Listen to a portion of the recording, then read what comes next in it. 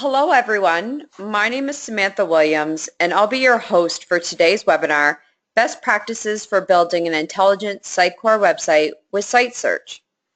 Marketers are all striving to create memorable, engaging, and money-making digital website experiences that speak directly to their customers.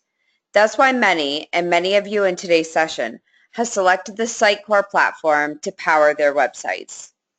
Today's session will focus on how you can improve the relevance and return on your Sitecore website by making it more intelligent with AI-powered search technology. You'll find out how this technology can not only deliver relevant results on your results page, but also easily create dynamic, search-driven content pages and provide you with the tools to continuously measure and refine overall site performance, ensuring a positive experience for your visitors. I'd like to introduce our two presenters today. Mike Rayleigh is Caveo's VP of Marketing, and Simon Langevin is Caveo's Product Manager for Caveo for Sitecore, and a 2017 Sitecore MVP. I have a couple of housekeeping items to cover quickly just before we get started. So first, everyone's in listen-only mode. However, we would love to hear from you during today's presentation. We'll be answering questions at the end of the webinar, so please feel free to send those along using the questions panel on the side of your screen. Today's webinar is being recorded, and you'll receive the presentation about approximately 24 hours after the conclusion of today's event. So for those of you just joining, welcome to today's webinar, Best Practices for Building an Intelligent Sitecore Website with Site Search. And Mike, I'll hand things over to you to start it off. Great, thank you, Sam, and thanks everybody for joining us today. We're glad to have you with us. We look forward to talking with you a little bit about how to make your Sitecore website more intelligent with Site Search. Simon and I thought about how best to break down the topic, and we thought we'd do so by talking about the importance of relevance. Why does relevance matter to your visitors, to your website? How can you determine if your site is relevant to your visitors? We wanted to talk also about the evolution of site search. What are some of the advances in the technology, and how is the current state of the art in site search today better positioned to help you achieve relevance on your site? Then we'll dive into 5 best practices and several examples that you can follow to make your website, your Sitecore website in particular, more intelligent and relevant to visitors. And then we'll give you some guidance on how you might get started. First, we'd like to just ask a question. How easy is it for your visitors to find the information that they need from your website? Is it easy? Is it almost impossible? Is it somewhere in the middle?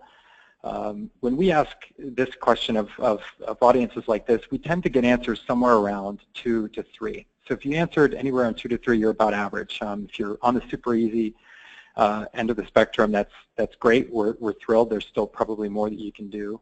And if you're further down the spectrum, you've definitely come to the right place. In addition to this question, I want to ask you another question: is how confident are you in your answer? Do you know if your visitors are finding the information that they need from your website? And if they aren't, do you have the tools that you need to fix that? Well, we'll talk about that a little bit today. But I'd like to begin by saying we live in a new world. The Amazon paradigm, we like to say. Amazon is setting essentially a new bar for all companies, for transparency, consistency, personalization, and effortless experiences. They've essentially created the largest store in the world, and it's relevant to each and every one of us. I guess the bad news is that customer expectations have risen to meet it, and they come to your website with expectations that they've learned from Amazon. The good news is, though, that learning from Amazon is something that you could take advantage of. Everyone uses site search. Think of Google, Bing, YouTube, super familiar way for all of us to search and find information on websites, especially when we think about the shift to mobile. There are now more people on the planet that have a mobile phone than don't. And oftentimes, when they're coming to your site on mobile, they really need to see, people expect to see the most relevant information first, and that's where search can play you know, an even greater role in helping people find the information that they need quickly. So the other good news is that site search interaction indicates intent. You know, consumers that visit your site that use a search box first are often looking for a product or category. They know what they're looking for. And these visitors convert 5 times more often than those who don't search, and they spend longer on site. So it pays to pay attention to how people are using search, the search box on your site in particular, and what they're doing, because these are your high-value visitors. But given the value of search and the fact that people expect it, unfortunately, site search has been an afterthought for many companies. In this report, Googleize Your Site Search Experience from Forrester from a year and a half ago, only 13% of digital experience leaders who were surveyed in this report thought that site search was a top technology priority. And in the report, Forrester goes on to say that this is a really significantly missed opportunity. In fact, that they recommend 3 things. Digital marketers understand that site search is critical to their customer experience, that those digital marketers follow a set of best practices to achieve a better or an optimal site search experience, including selecting the site search technology that's best fit for their CMS, and mastering, and just keeping in mind that mastering site search is a marathon and really not a sprint.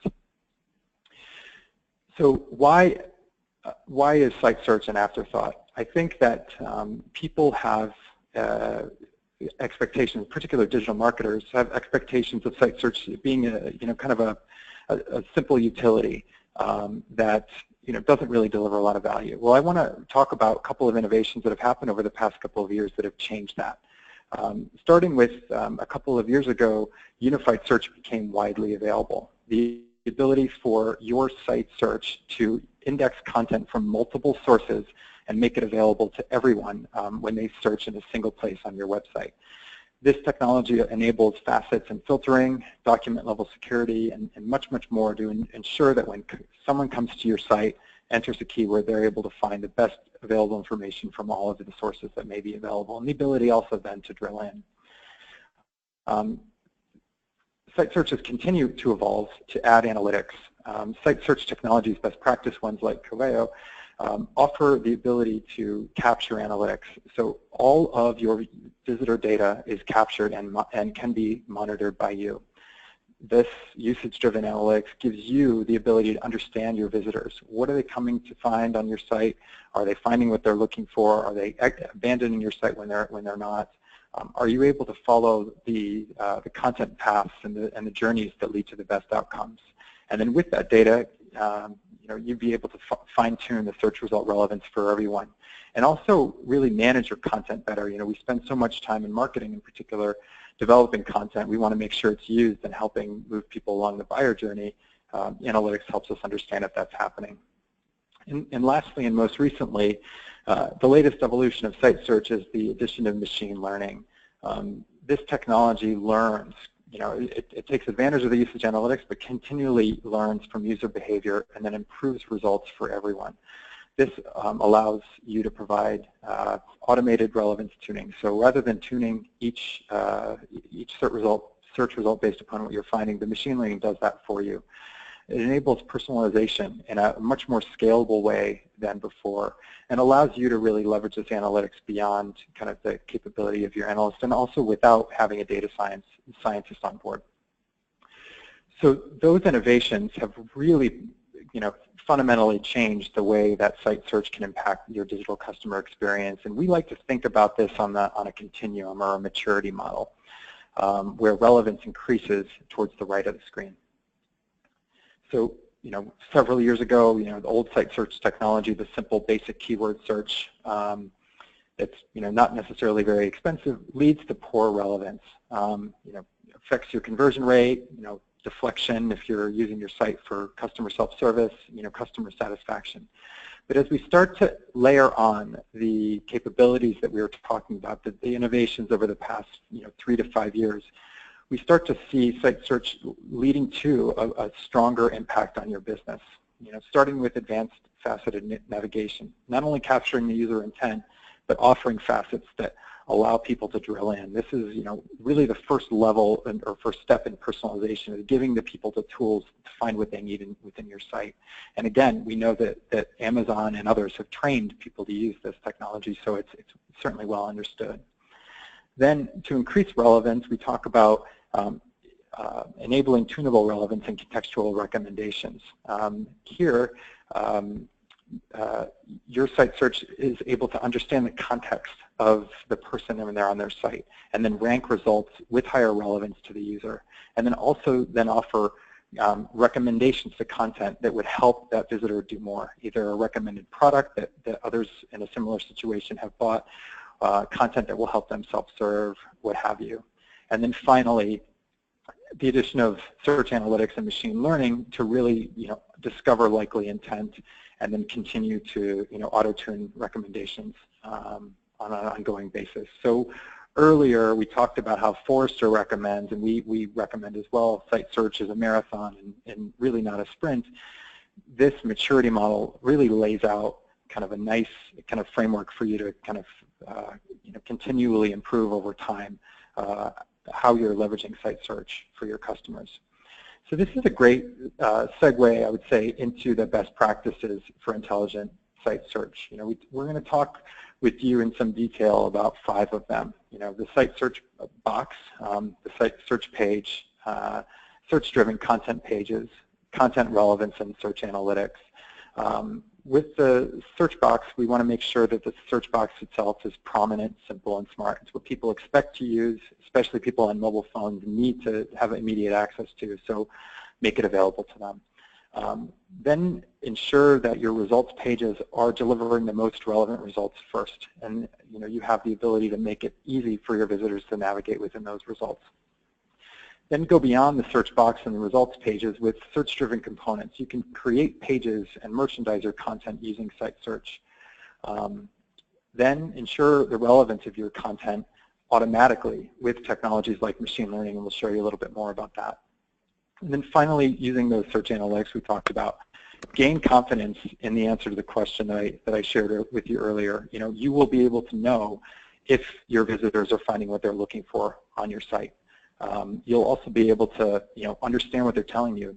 The keywords that they use will suggest to you their intent, and the types of terms that they use, depending upon where they are in your journey, also can be very telling, and also give you pointers to filling in the content gaps.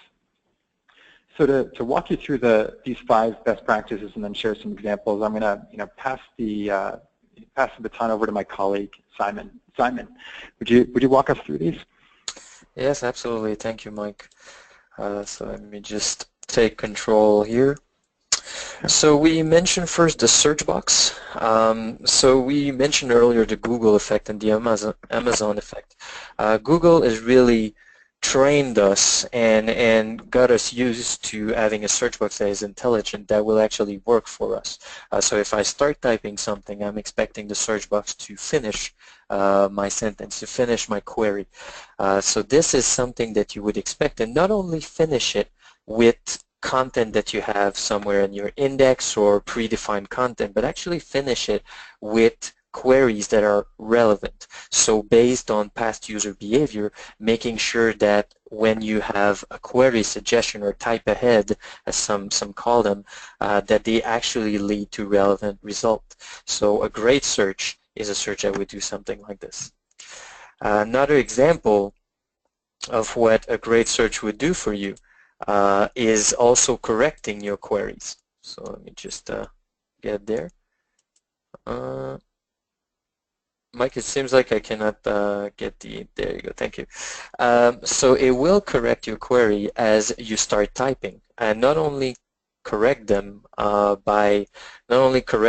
in terms of typing mistake, but also making sure that it is relevant when being corrected. So if you start typing something that might be wrongly typed, or that might be the correct word, but not necessarily correct in the context of the site or in the context of the search, you expect the search box to also guide you in that sense.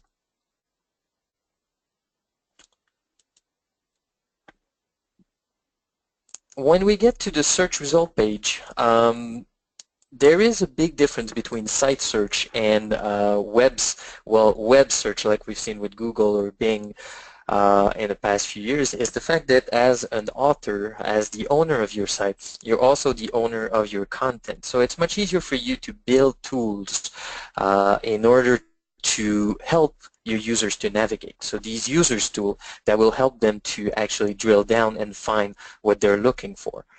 A great search engine and a great search experience is a tool that will allow you to create all of these user tools without having to necessarily hard code everything and having them flexible. So you can see on the example here on the right side, you have a lot of facets on the left side so that users can see the different options that are offered to them, different type of facet as well, depending on the use case. So the one on the top left will let you select an airport, while the one at the bottom left will help you navigate quickly using a slider between the departure time, the arrival time, and the price range. On the right side, you can see related content, so a way to lead conversion. And in the center on the result page, you have the result themselves with a lot of details. And also at the top, another graph to allow your user to see what would be the price related to the departure time. So giving your users a lot of tools for them to actually do everything from the search interface. And the prime example is that book a flight button straight in the middle of the page, which mean that you can actually use your search interface as a way to drive conversion, so directly sell from your search result page, avoiding the amount of click and making the experience more effortless.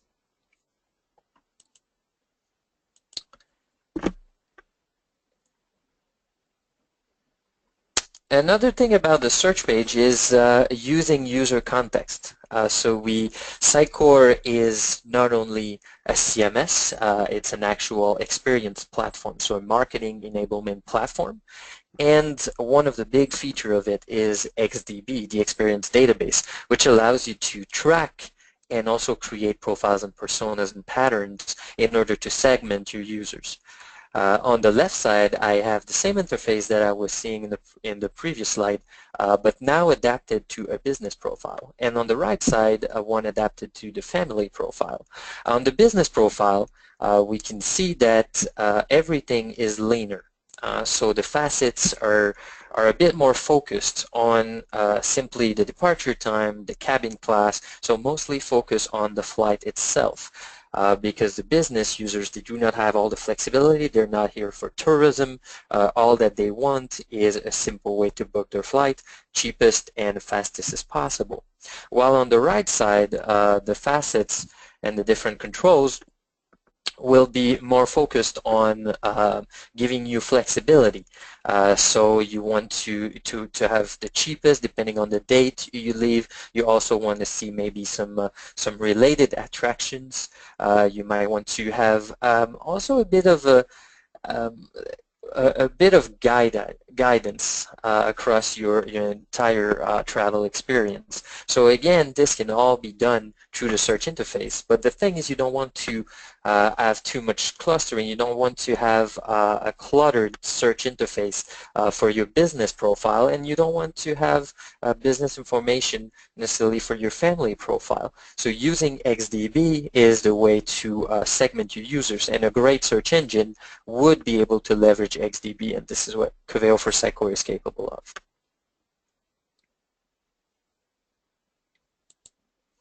For search-driven components, we mentioned that search is not only for search page and search boxes, but it's also for all search-driven components such as listing pages. You can see in this case we do have a search box in this example, but I will provide an example a little bit later once I get to the different websites.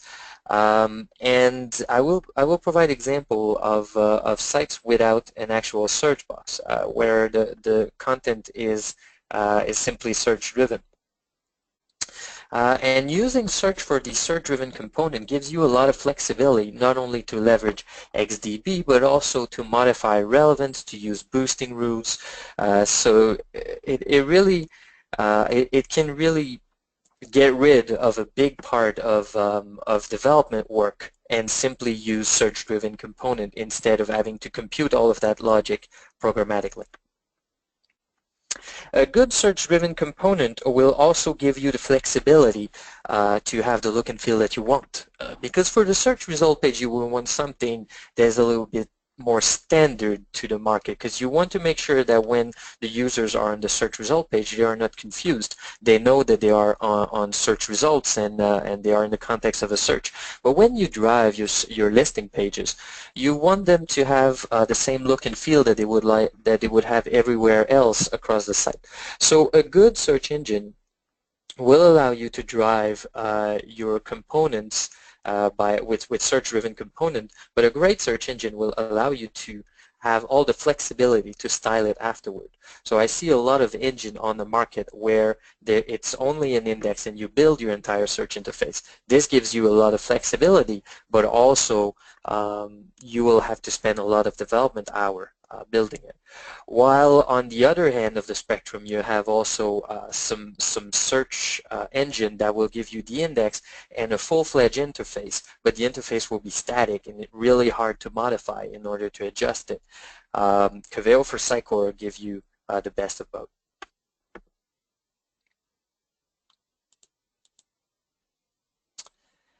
Whoops, excuse me. So if we go back to content relevance, a good search interface and a good search engine will be something that is relevant on day one. A great search engine will just keep on learning. And this is really the difference that offers machine learning.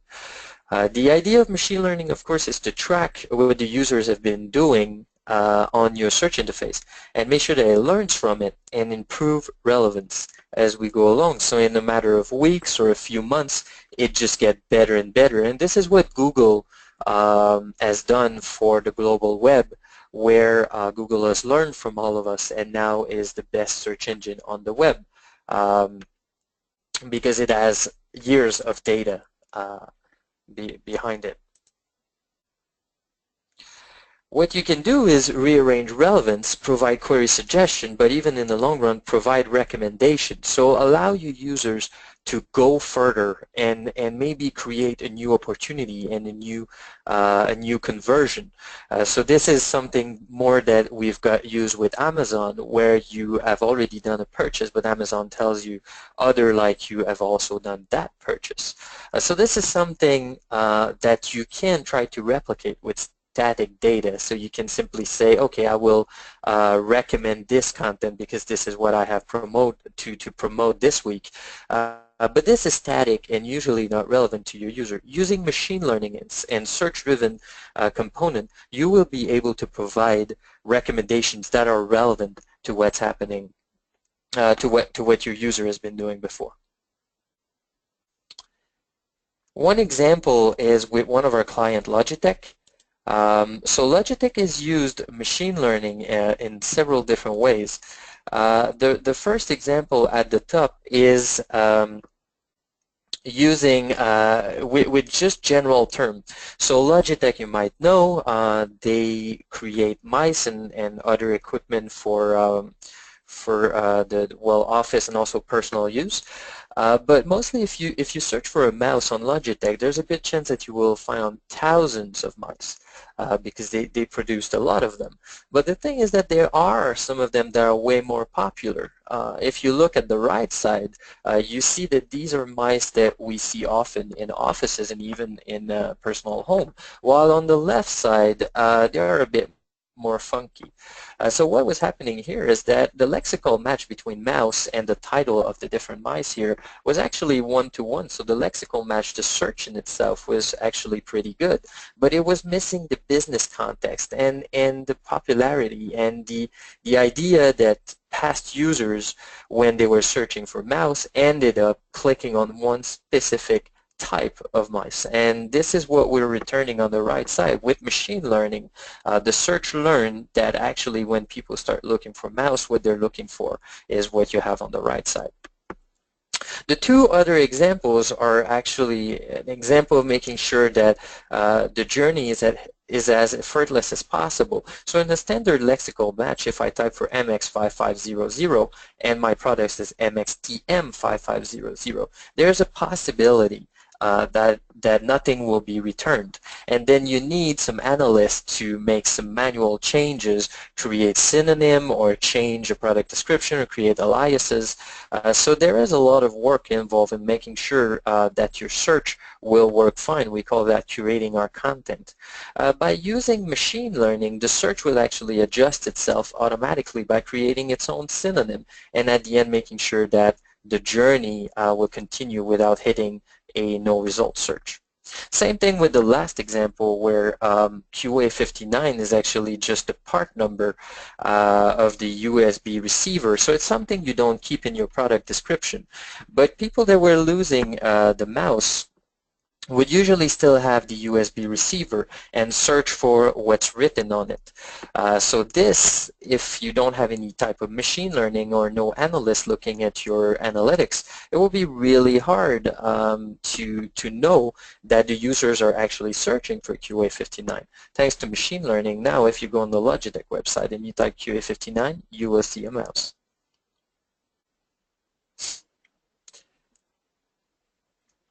As when we talked about tunable relevance, which was part of the match reading model, so I've talked about machine learning and how search can learn by itself, but you as a content owner, you do have some information and you do have context, business context on what your users are searching for.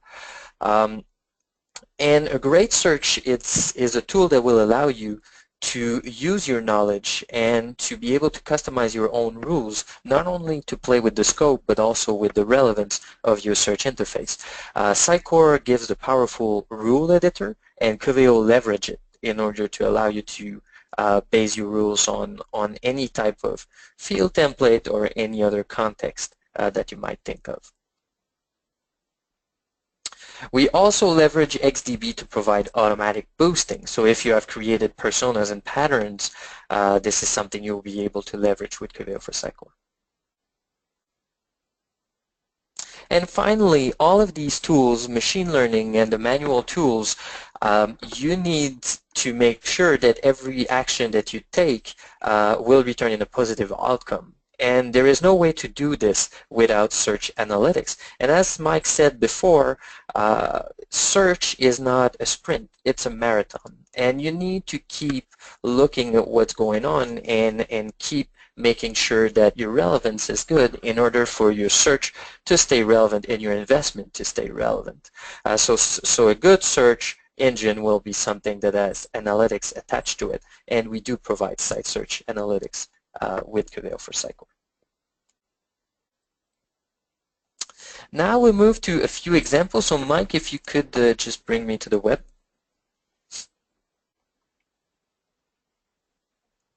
Thank you very much. So I have 4 examples to show you. Of course, it's hard to nail all of these best practices, but you can have a few of them, or at least most of them. My first example here is Bonseco Healthcare. And they have a standard search, but they also have some more focused searches, such as find a doctor and find a facility. So if I look at the find a doctor, what they did really well is actually making sure that you give a lot of tools to your users. So we mentioned about the user tools, the facets, and the tabs. This is what they've done here in their search for a doctor. So you can see here that first of all I can switch in between tabs, between practices and provider, and this will change my type of result and will refocus my search.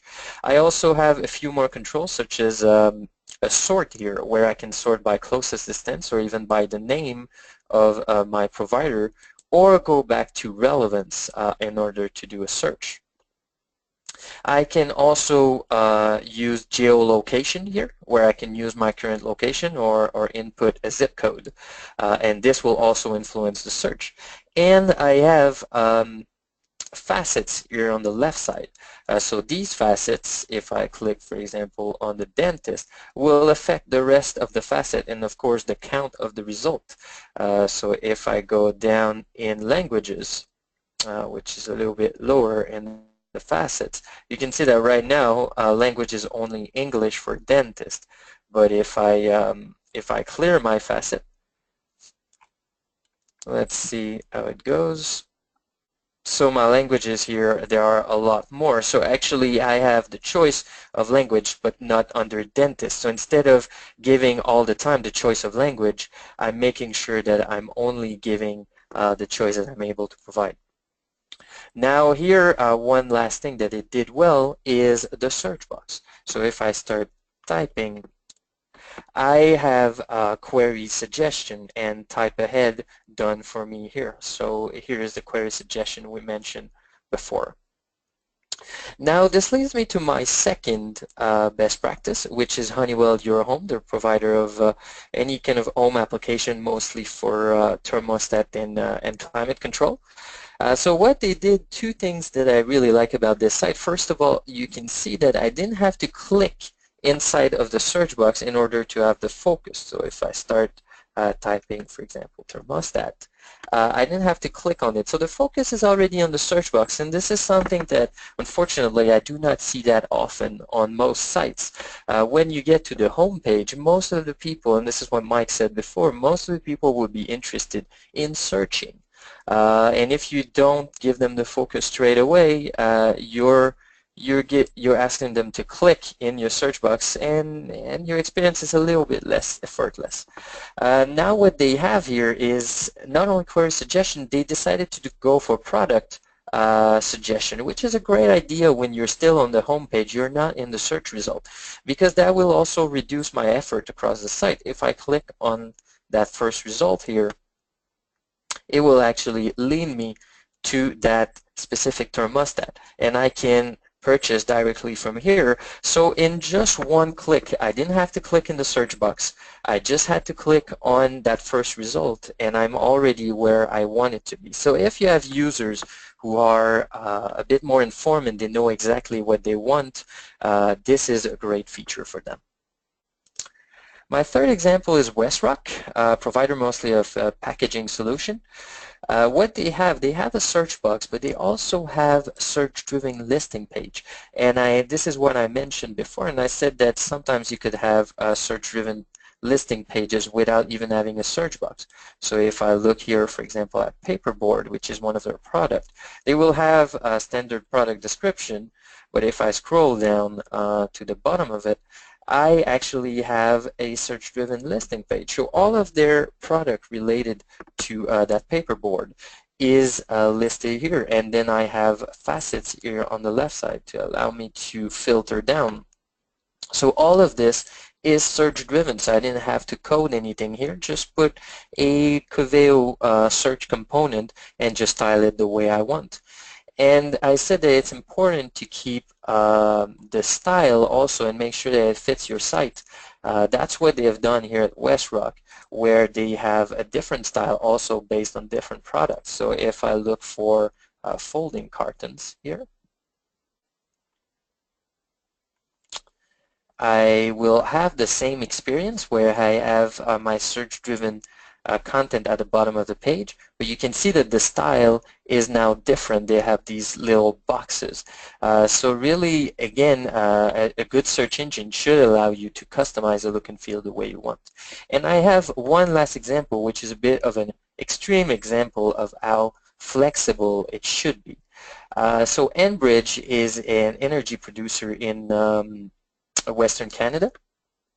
So what they did on their site is giving the experience of tiles. So as I go around the site, the tiles will react differently as I hover on them. So for example, here's the video. If I start hovering, it will start playing. So as I go around, I already have kind of a quick view of all the different articles or different sections I'm looking at. And what they wanted to do is kind of preserve this experience on the search. So if I go here on the search page, this is a search result page, so it doesn't really look like it, but it is. So in their case, what they decided is to go really, so no facets, no tabs or anything like that, because they have a limited amount of content, but they decided instead to give a visual cue. So in this case, I already know when I look at this one that I'm looking at an article, while this one, for example, is statistic. So it gives me a visual cue and also tells you how flexible the Coveo components can be, and all of this still by keeping the functionality of Coveo for Sitecore. So that was my last example. Mike, over to you. Thanks, Simon, for that great overview, and I think that those the examples you share really bring the best practices to life. Before we get to questions, I want to just tell everyone a little bit about Coveo in case you don't know us. Coveo is industry-leading search technology. Both Gartner and Forrester analysts have rated Coveo as an industry leader. You can see Gartner ranks us as the most visionary leader in enterprise search, which is the category that Gartner uses for our space. And similarly, Forrester positions us in their leaders quadrant. Coveo is also search that's been designed specifically for Sitecore websites. Coveo is a Platinum Technology partner. Many of our professionals have invested several years in learning the Sitecore technology. Simon, in fact, is one of our MVPs, Sitecore MVPs. So we know the technology and have built an application that is intended really for every Sitecore website. I invite everyone on the call to go and visit coveo.com/Sitecore and visit the Get Coveo Now button to get Coveo for your website for free. And lastly, as I mentioned, Coveo is used by is designed for Sitecore customers and is used by hundreds of Sitecore customers, like some of the ones that you see here. So now, Sam, have there been any questions for us? Yes, there has been a few, so I'm going to start to dole those out, actually. Our first one I'm going to start with is, what if we have some content stored outside of Sitecore? Is Coveo able to use that to provide search results? Yeah, so this is Simon speaking. So yes, Coveo started as an enterprise search software. So we are our specialty is in unified indexing and connectivity. We have at the moment over 40 productized connector that you can use, and you can showcase this content in Sitecore. We also have a push API which gives you the opportunity of creating your own connector and pushing that content to your cloud organization. Great. And can Coveo work for e-commerce websites? How does the Sitecore Commerce capability work? So Sitecore has just released their new commerce offering. They used to have the commerce server before. Still, in any way, Coveo, we have several examples of implementation with Coveo.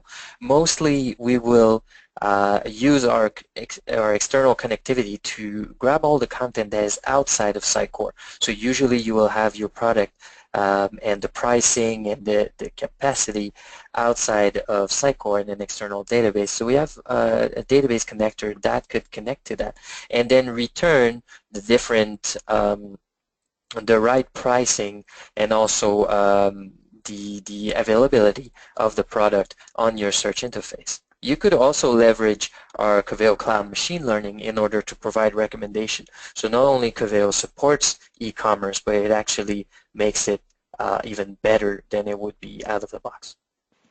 Speaking of cloud, first, Simon, you have a congratulations on your recent MVP status.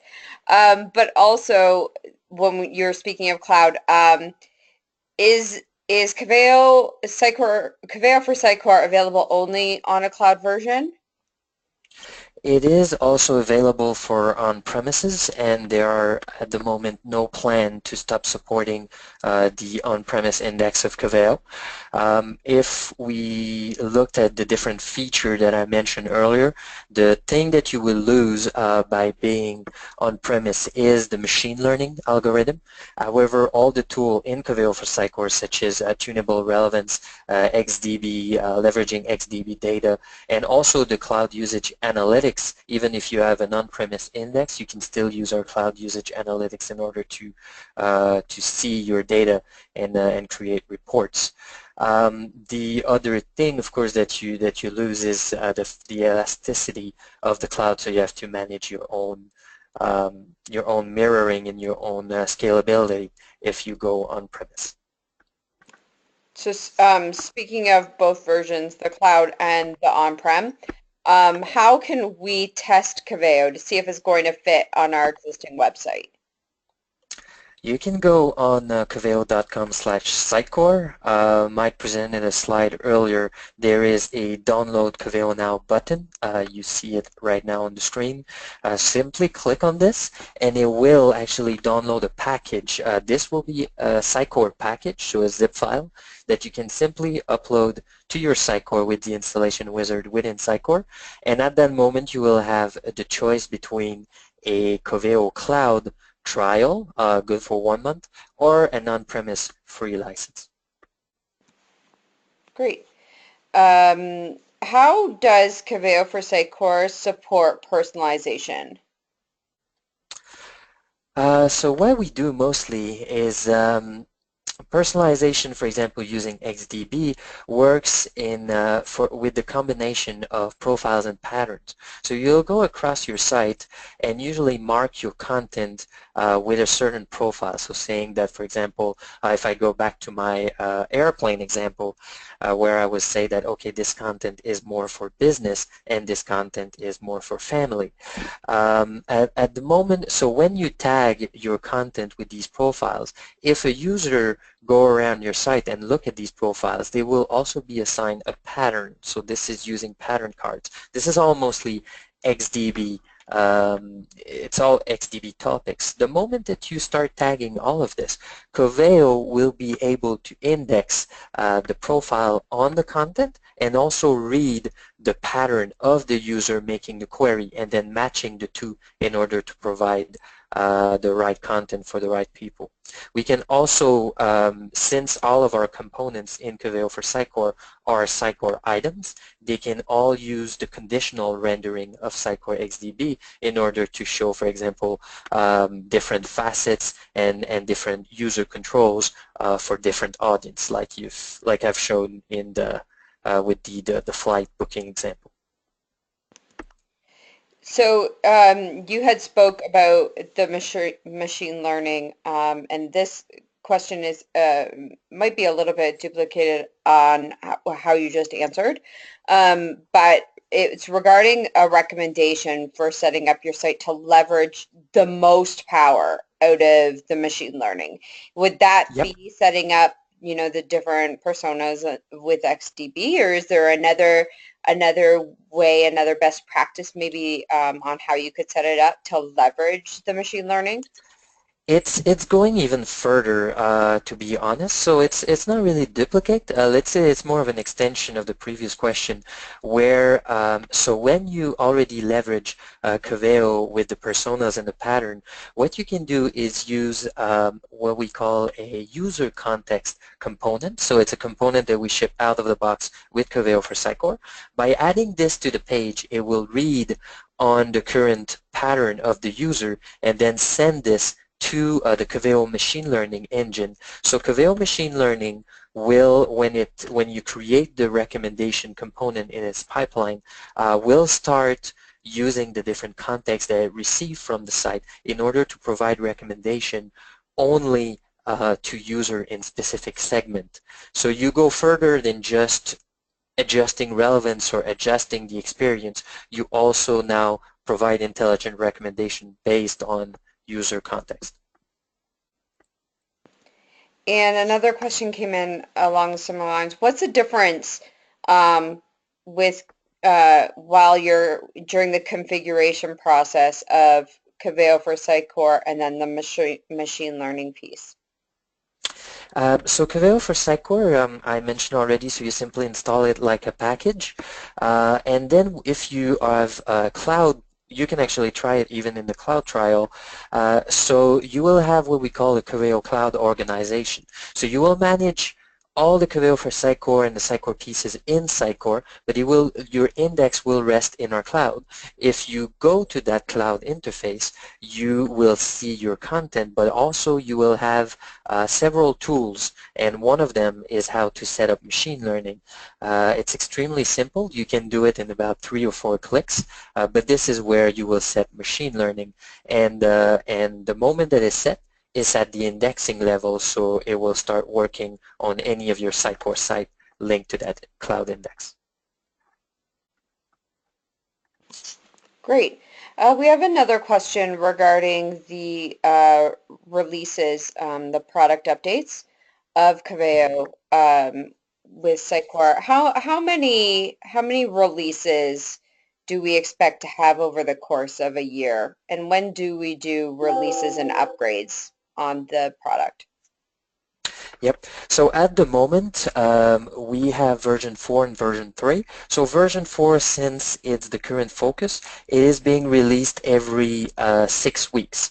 Once we move to a more maintenance module, so usually we will most likely release version 4.1 or 4.5, so we'll have 2 releases in parallel. One of them will be released every 6 weeks with new feature, and the other one will be released every quarter and will contain mostly just bug fixes if any.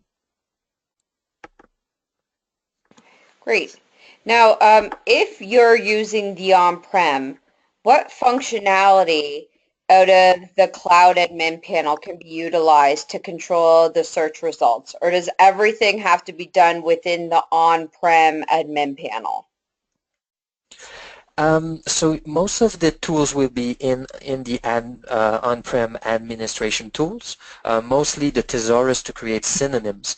Actually, it's pretty much the only one that you'll have to manage from there, the thesaurus, because everything else has been pretty much fronted in Coveo for Sitecore. So you will be able to manage your top result, your boosting, your filtering rules, your field management within Sitecore directly. So everything else that remains in the on-premise administration tool will be the thesaurus. If you move to the cloud platform, in the cloud platform you will have the thesaurus and machine learning. So most of the controls for administrators are in Sitecore. Great. That concludes the question period, Simon and Mike. Thank you so much for taking the time. There was a lot of questions that came in, and Simon, you spoke to them very nicely. Thank So you. with that concludes today's presentation, everybody. So on behalf of Simon and Mike, I'd like to thank you for attending the presentation, Best Practices for Building an Intelligent Sitecore Website with Site Search. Thank you, and have a great day.